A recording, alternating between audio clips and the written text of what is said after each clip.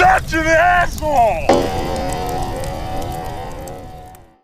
Hey everybody, Aaron Clarey here with AssholeConsulting.com. As if there were other employees, I'm the only one. And it's amazing how efficient and quick our business meetings go. Anyway, we have a Clarey Test request. You want to know what the Clarey Test is? The Clarey Test is a 4-question test that political scientists wish they came up with, but since political science isn't a real science and anyone who's a political scientist is a fraud, well, you're not smart enough to come up with these simple observations. So, the 4-question test is, do you come from money? Did you major in stupid shit? Do you have any real-world working experience? Are you just a fucking NGO, non-profit social worker, elementary education teacher, fucking women's studies professor, government worker, cocksucking piece of shit, bullshit moron?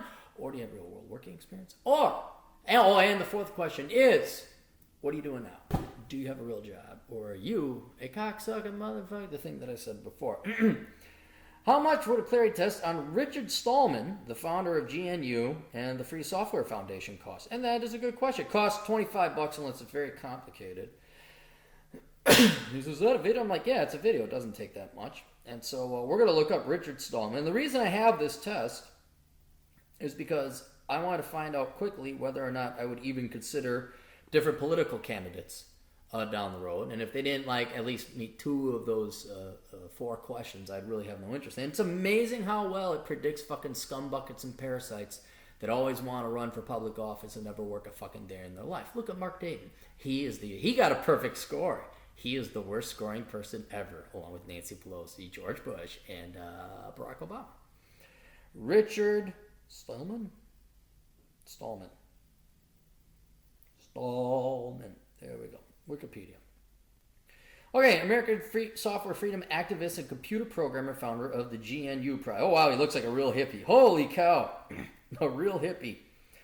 Harvard University, Massachusetts Institute of Technology. This guy is no freaking dummy. All right, Richard Matthew Stallman, born 1953, also known by his initials RMS, is an American software freedom activist and programmer. He campaigns for software to be distributed in a manner such that its users receive the freedoms to use, study, distribute, and modify that software. Oh, I kind of like open source software. Okay. GNU Compiler Collection launched a GNU product in September 1983 to create a Unix-like programming operating system composed entirely of free software. All right, let's get to his early life and find out if he came from money. Stallman's parents were Alice Lipman, a school teacher, and Daniel Stallman, a printing press broker. Boom, right off the bat, parents are very blue collar, so he did not come from family, or wealth rather, so he gets 0 points. He wants 0 points, low score. So far, he's not a spoiled brat. He was a preteen at summer camp, read manuals of the IBM 7094.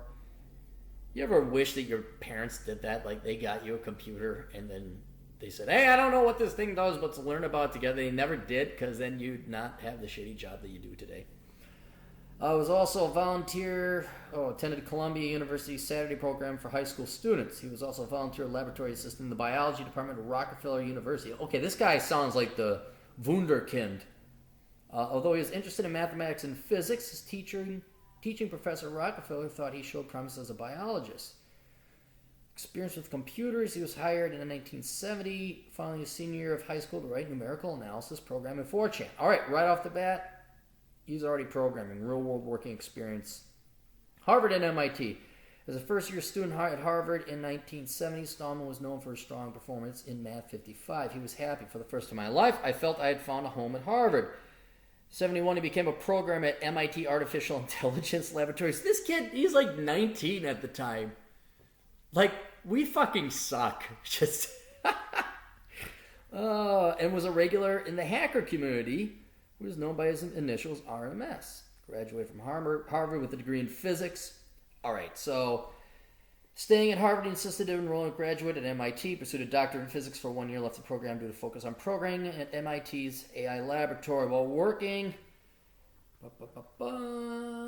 artificial intelligence, technique, hacker, MIT's laboratory, software projects. I'm just seeing if he ever left academia. Because we're still in the 70s. And and here's where we have to delineate. I would normally, if you work in academia, that's not a real job if you're a professor. However, if you're an MIT and you're programming in the 70s dealing with artificial intelligence, I'm likely to say that's real work. Like what colleges and universities used to do, and that is pioneer the envelope of scientific advancement. And I'm just trying to figure out what he did. Advanced activism, turn out personal life. I think, what is he, just a professional hacker this entire time? Professional programmer? Hacker culture, software, Stallman, Brewster. It's all 70s. Stallman did he just retire and just make money on the side? Trying to figure out what he's done since the 80s. Worked by himself to clone the output of symbolic programs. He's a software user could have the freedom to use it. Yeah, you know what? I'm gonna say, okay. 0 points for having not come from wealth. 0 points because you majored in a hard subject. 0 points because it's real work, and 0 points because he fucking still does real work. I don't see anything as to what he's doing now.